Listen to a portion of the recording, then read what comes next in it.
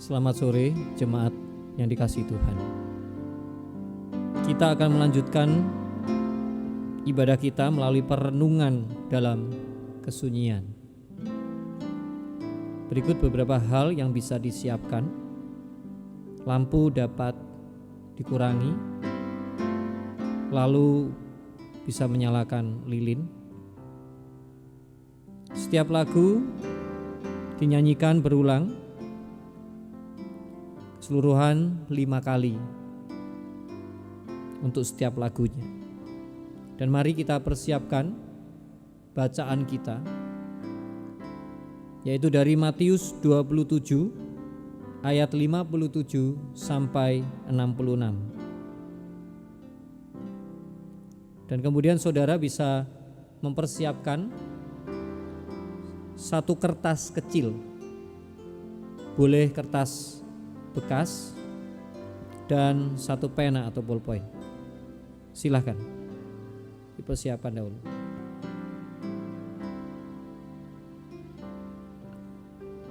Mari kita memasuki saat teduh.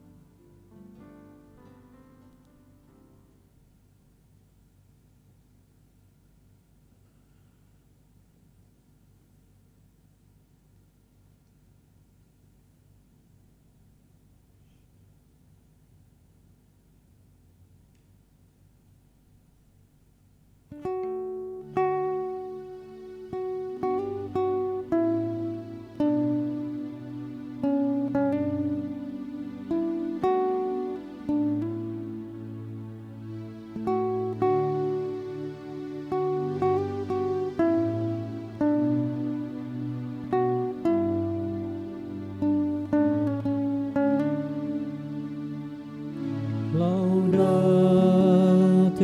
omnes gentes, laudate Dominum, laudate omnes gentes, laudate Dominum. Pujilah Tuhan, hai segala bangsa, megahkanlah namanya, puji haleluya. Pujilah Tuhan, hai segala bangsa, kasih-Nya sungguh hebat selama-lamanya. Pujilah Tuhan, hai segala bangsa, megahkanlah namanya, puji haleluya. Pujilah Tuhan, hai segala bangsa, kasih-Nya sungguh hebat selama-lamanya.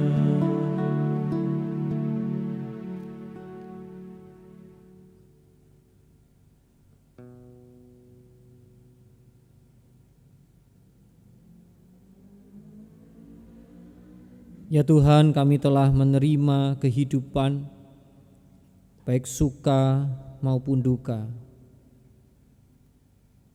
dan kami telah menjalaninya selama 40 hari. Dan Kau telah menolong kami untuk terus menggerakkan kami untuk rindu mengikuti seluruh rangkaian ibadah. Kami mensyukuri bahwa kami boleh merayakan kehidupan di tengah dan melalui segala situasi. Kami mensyukuri bahwa kami masih tetap boleh beribadah kepadamu.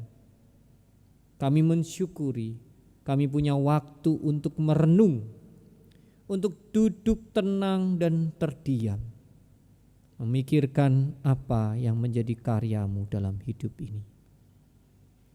Saya memberi kesempatan jemaat untuk mensyukuri secara pribadi di dalam hati.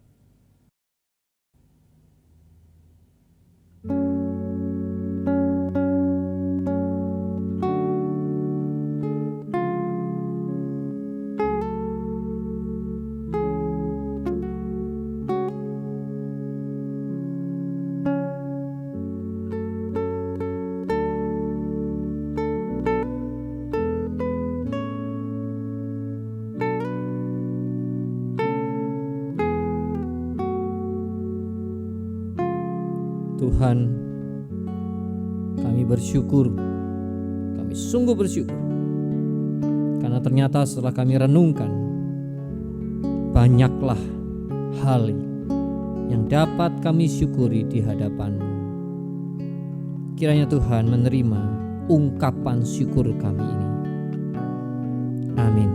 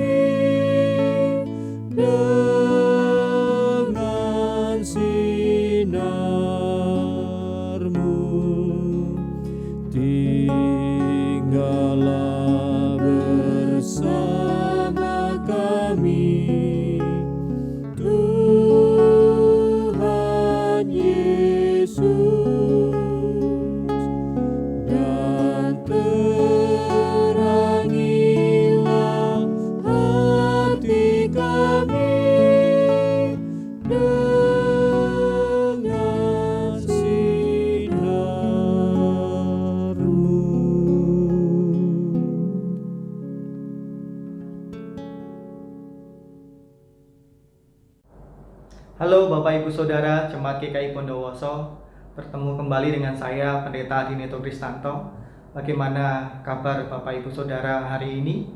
Saya berharap Bapak Ibu Saudara dalam keadaan baik dan juga sehat. Saya akan mengajak kita semua untuk merenungkan kembali makna Sabtu Sunyi. Tapi sebelumnya saya ingin mengajak kita untuk menyiapkan kertas dan juga ballpoint. Nah, ini kan bisa di pause ya, silahkan disiapkan dulu. Nah, kalau sudah, mari kita berdoa.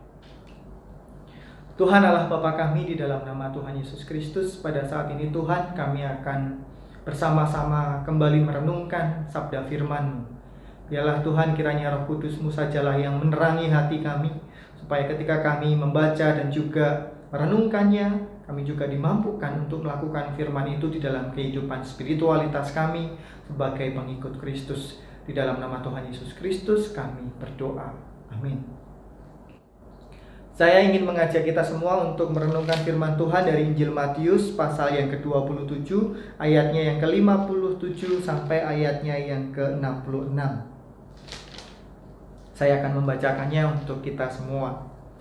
Menjelang malam datanglah seorang kaya, orang Arimatea yang bernama Yusuf, dan yang telah menjadi murid Yesus juga. Ia pergi menghadap Pilatus dan meminta mayat Yesus. Pilatus memerintahkan untuk menyerahkannya kepadanya, dan Yusuf pun mengambil mayat itu, mengapaninya dengan kain lenan yang putih bersih, lalu membaringkannya di dalam kuburnya yang baru, yang digalinya di dalam bukit batu. Dan sesudah menggulingkan sebuah batu besar ke pintu kubur itu, pergilah ia. Tetapi Maria Magdalena dan Maria yang lain tinggal di situ, duduk di depan kubur itu. Keesokan harinya, yaitu sesudah hari persiapan, datanglah imam-imam kepala dan orang-orang Farisi bersama-sama menghadap Pilatus. Dan mereka berkata, "Tuan, kami ingat bahwa si penyesat itu sewaktu hidupnya berkata, 'Sesudah 3 hari aku akan bangkit.' Karena itu, perintahkanlah untuk menjaga kubur itu sampai hari yang ketiga. Jikalau tidak, murid-muridnya mungkin datang untuk mencuri dia, lalu mengatakan kepada rakyat, 'Ia telah bangkit dari antara orang mati,' sehingga penyesatan yang terakhir akan lebih buruk akibatnya daripada yang pertama." Kata Pilatus kepada mereka, "Ini penjaga-penjaga bagimu. Pergi dan jagalah kubur itu sebaik-baiknya." Maka pergilah mereka, dan dengan bantuan penjaga-penjaga itu mereka mematerai kubur itu dan menjaganya. Demikianlah Injil Tuhan Yesus Kristus. Berbahagialah kita yang membaca firman Tuhan serta melakukannya dalam kehidupan kita. Bapak Ibu Saudara, tema kita saat ini adalah keramaian di tengah kesunyian. Di tengah-tengah pandemik virus corona pada saat ini, tema ini akan cocok Bapak Ibu Saudara. Ya, tidak ada unsur kesengajaan, tetapi tema dalam Sabtu Sunyi ini cocok dengan kondisi Indonesia pada saat ini, di mana saat orang-orang menjaga jarak, orang-orang tinggal diam di rumah, kota menjadi sepi, kota menjadi sunyi. Dan saat ini kita kembali merenungkan Sabtu Sunyi. Jadi pas tema kita. Sabtu Sunyi mengingatkan peristiwa di mana setelah Yesus itu disalibkan, para murid mengalami ketakutan, keputusasaan, rasa kehilangan. Ketika kita mengalami rasa duka cita, kita kehilangan orang yang kita sayang, kita cintai gitu ya. Perasaan sedih yang mendera itu bukan ketika para pelayat itu datang, tetapi ketika para pelayat itu sudah kembali ke rumah masing-masing dan kita tetap ada di rumah kita sendiri. Rumah mulai sepi, kesedihan kemudian menghantui kita, menekan kita. Itu yang terjadi. Sama dengan peristiwa ketika Yesus disalibkan. Kesedihan itu menjadi pecah bukan ketika Yesus itu disalibkan rame-rame dengan banyak orang. Orang-orang datang untuk menyaksikan bagaimana peristiwa menyedihkan itu, bagaimana peristiwa Yesus itu disalibkan. Bukan pada saat itu, tetapi ketika Yesus telah mati.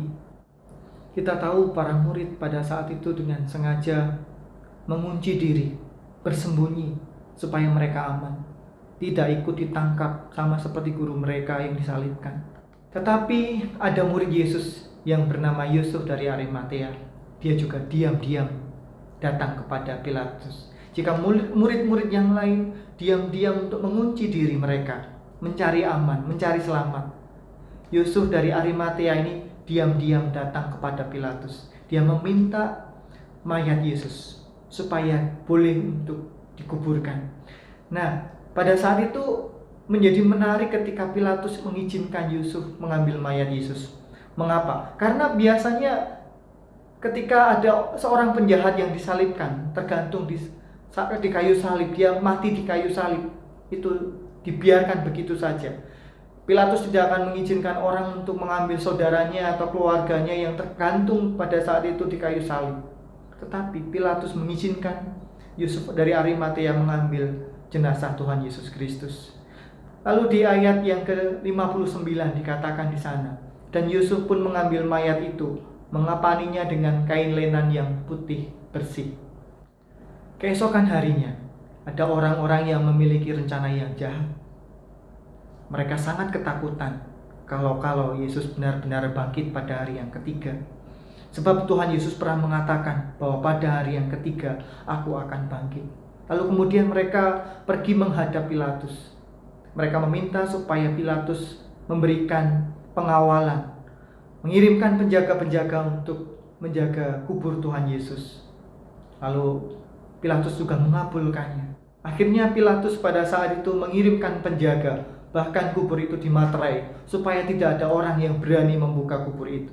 Bapak, Ibu, Saudara, ada 3 kelompok yang diam-diam melakukan sesuatu. Yang pertama adalah para murid. Mereka diam-diam mengunci pintu di rumah. Mereka menjaga jarak supaya mereka aman, supaya mereka tidak ditangkap. Mereka sedih, iya. Mereka putus asa, iya. Tetapi mereka tetap berpusat pada diri mereka, berpusat pada kesedihan mereka, dan juga berpusat pada diri mereka supaya diri mereka tidak ditangkap.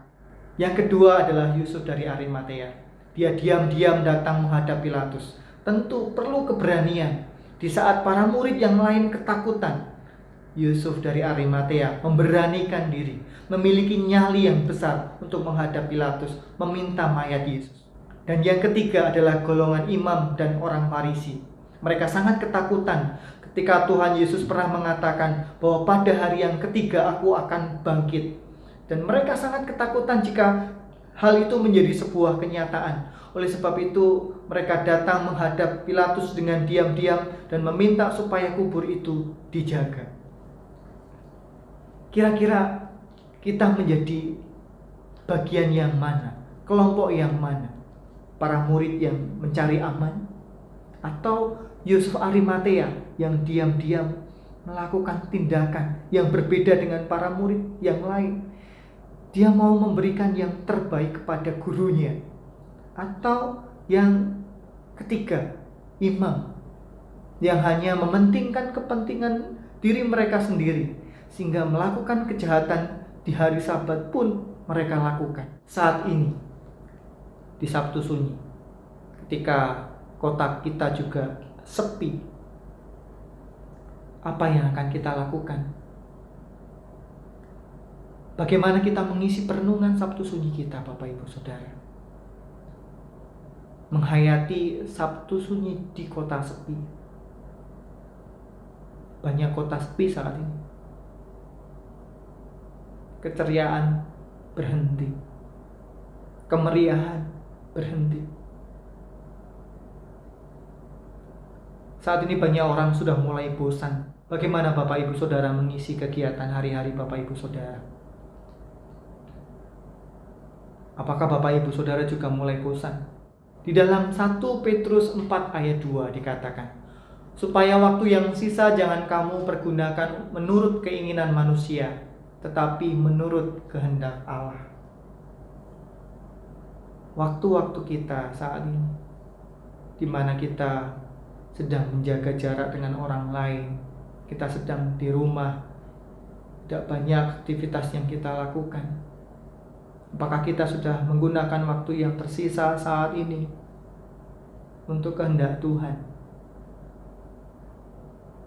Ataukah ketika kita memiliki waktu yang sisa seperti saat ini, kita masih mementingkan kepentingan diri kita sendiri? Yusuf dari Arimatea berani menunjukkan dirinya, membuktikan dirinya sebagai murid Kristus yang sejati. Ketika orang lain hanya mementingkan diri mereka, dia memilih taat pada kehendak Tuhan, memberikan yang terbaik kepada Tuhan Yesus. Saya ingin mengajak kita untuk belajar dari Yusuf dari Arimatea yang berani melakukan sesuatu, tidak mementingkan dirinya, tapi mementingkan kehendak Tuhan, memberikan yang terbaik untuk Tuhan. Bahkan ketika gurunya sudah mati, dia tetap memberikan yang terbaik bagi jenazah gurunya dengan cara menguburkan. Kita mau mencoba merenungkan kembali sikap hidup kita yang mungkin selama ini hanya berfokus pada diri kita. Mungkin kita selama ini hanya mementingkan diri kita sendiri. Kita mungkin egois. Kita mungkin hanya mencari kesenangan diri kita sendiri. Coba Bapak Ibu kita renungkan sikap-sikap yang hanya mementingkan diri kita sendiri. Kita tulis dalam kertas ini.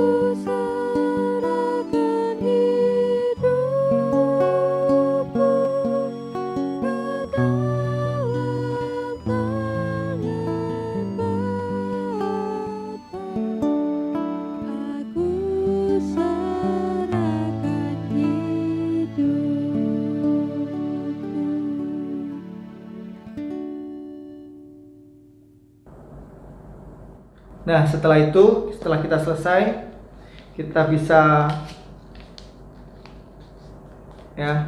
menutup ini, kertas ini, kita lipat. Lalu saya ingin mengajak Bapak Ibu Saudara untuk berdoa. Mari kita berdoa. Tuhan, dalam kehidupan kami seringkali kami hanya mementingkan diri kami sendiri, mengikuti keinginan daging kami sendiri. Kami egois. Ampunilah kami Tuhan. Kami saat ini belajar untuk mementingkan kehendak-Mu dalam kehidupan kami Tuhan. Oleh sebab itu, kami belajar untuk mengoreksi diri kami, mengakui kesalahan kami. Ampunilah kami Tuhan. Kami mau berubah. Kami mau memakai waktu ini untuk hidup yang lebih baik. Tolonglah kami Tuhan. Di dalam nama Yesus kami berdoa. Amin. Kertas ini dapat kita sobek sebagai simbol, sebagai bukti bahwa kita harus berani berubah. Kita harus berani memberikan yang terbaik untuk Tuhan. Amin.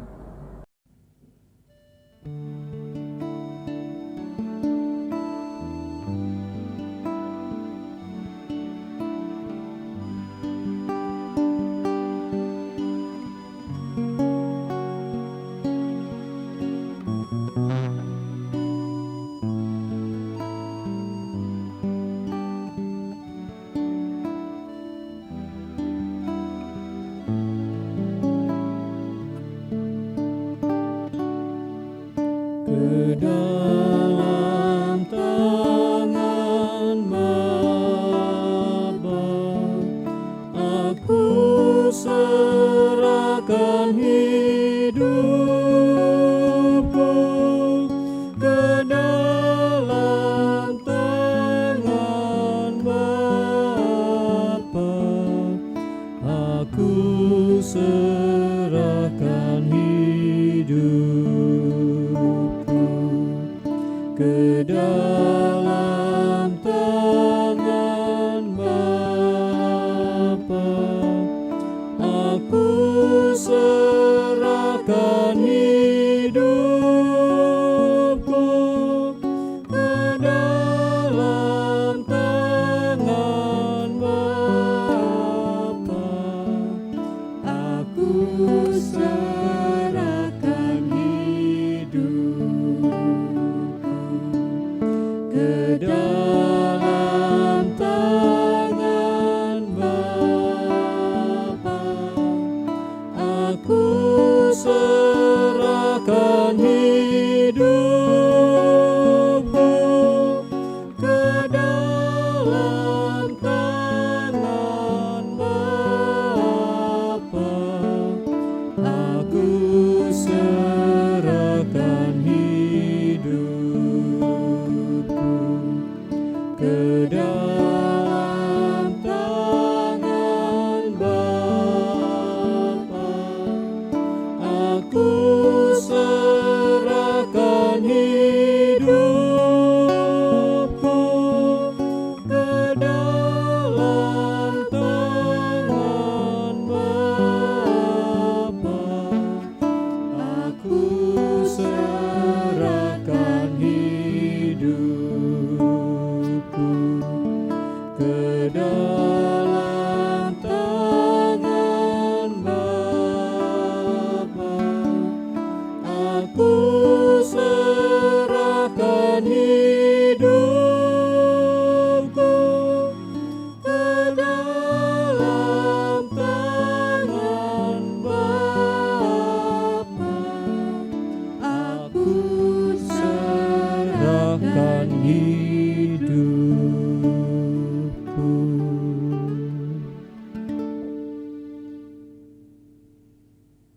Saudara yang di rumah boleh melanjutkan jika ingin berdiskusi, membagi-bagikan pengalaman-pengalaman tentang kelemahan diri kita.